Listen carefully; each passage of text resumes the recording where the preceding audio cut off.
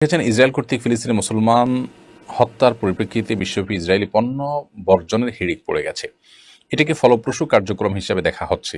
অন্যদিকে কোনো কোনো স্কলার এটাকে নাজায়েজ বলেছেন, তারা এটাকে আখ্যায়িত করছেন হালালকে হারাম সাব্যস্তকরণ হিসেবে। কোনো বিক্রেতা থেকে কিছু না কেনা এবং না কেনার স্বাধীনতাকে হালালকে হারাম সাব্যস্তকরণ হিসেবে আখ্যায়িত করা কতটুকু সঙ্গত? ভাই ফারুক হোসেন, অত্যাচারী মানুষদের পণ্যগুলো না কেনা এটা সন্দেহাতীতভাবে অত্যাচারীদেরকে দমনের একটা পথ।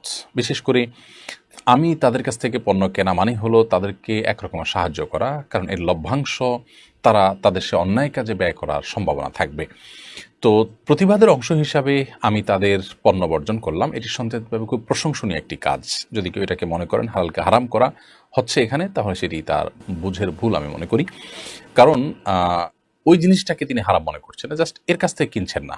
কারণ এর কাছ থেকে কিনলে সে এই লাভের টাকা অন্যায় কাজে ব্যবহার করার আশঙ্কা আছে, বা তার প্রতি তার অন্যায় কাজের প্রতিবাদের কারণে আমি তাকে কোনো সুবিধা দিলাম না, জাস্ট সেই জন্য আমি তার কাছ থেকে কিনলাম না।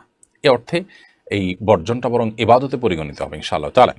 আমি গতকাল তার্কি থেকে আসা দুই ভাইয়ের কাছ থেকে শুনলাম যে সেখানে স্টারবক্স এবং ম্যাকডোনাল্ডস ইহুদিদের মালিকানাধীন কোম্পানিগুলো ইতোমধ্যে মানে মশা মারা শুরু করে দিয়েছে, অর্থাৎ প্রায় সবাই সেটাকে বর্জন করতে শুরু করেছে।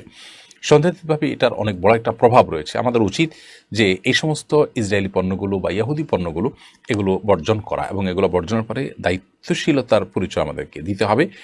এটা ইমানের দাবি। আমি আল্লাহর খাতিরেই বর্জন করলাম। মানা আতালিল্লাহ অমানা আলিল্লাহ। যে ব্যক্তি আল্লাহর জন্য কাউকে কিছু দিল আর কাউকে কিছু দিল না, অর্থাৎ এই যে আমি কিনলাম, কিনে তাকে একটু বেনিফিট দিলাম, এটা দিলাম না, সেটা আল্লাহর খাতিরে আমি এই বর্জনটা করলাম, এটা যে করতে পারে ফাকাদ ইস্তাকমাল ইমান, তাহলে তার ইমানটা পরিপূর্ণ হলো। অতএব এটি ইমানের দাবি, এবং এটি আমাদেরও করা উচিত যে ইসরায়েলি পণ্যগুলো, ইহুদি পণ্যগুলো এবং তাদের সে সমস্ত পণ্য কেনা থেকে আমাদের যথাসম্ভব বিরত থাকা উচিত।